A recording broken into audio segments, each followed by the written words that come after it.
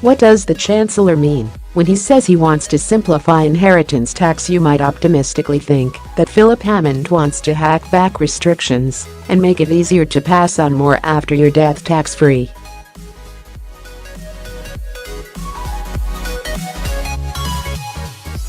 But you could also be forgiven a sneaking suspicion that this is a Trojan horse, where the real aim is to rake in more tax.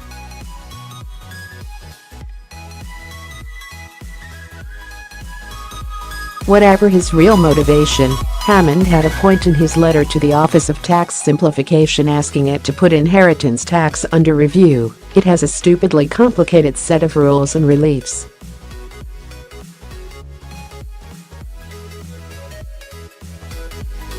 So, if the Chancellor really wants to simplify it, here is an idea. Get rid of all the fiddly reliefs, keep a tax-free threshold and cut inheritance tax to a flat 20% above it.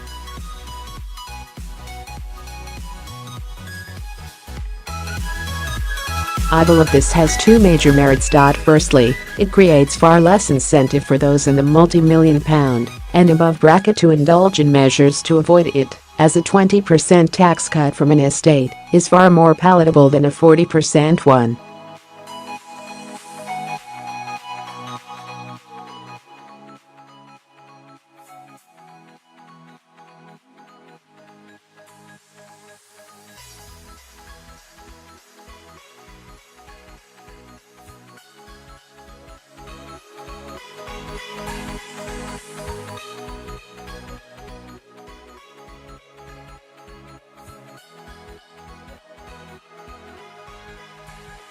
Your estate may never be big enough to incur it, but it doesn't take much to imagine such a large chunk of your lifetime wealth being taken away from your children or grandchildren, and think that seems unfair.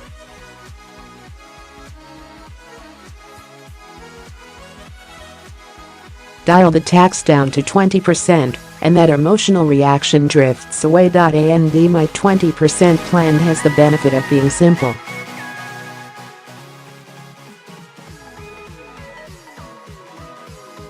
That stands in distinct contrast with the current system, where the nil rate and tax-free threshold is the only simple element, beyond which you get relief piled upon relief, ranging from one for weddings to those for owning farmland and forests.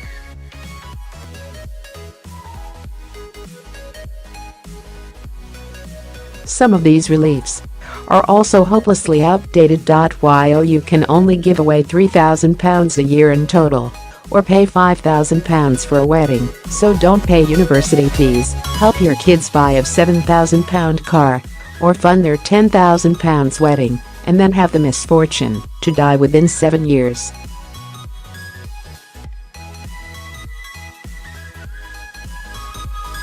To add to this complexity, in his wisdom, former Chancellor George Osborne ducked a promise to simply raise the inheritance tax threshold to £1 million, and instead loaded a bizarre own home allowance on top of the existing one.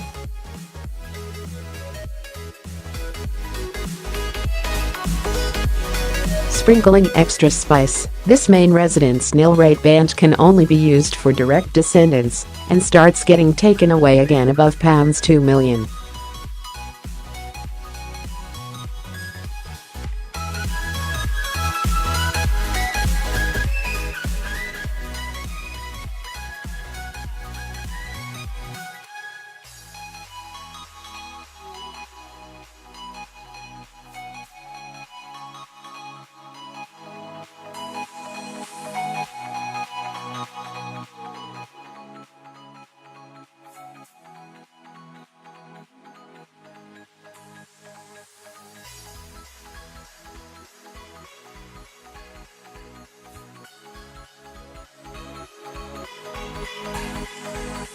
That makes me question whether the current muddled system is worth it. An overhaul of the tax, and the fact that a 20% rate could cut avoidance could leave the take at perhaps £3 billion to £4 billion.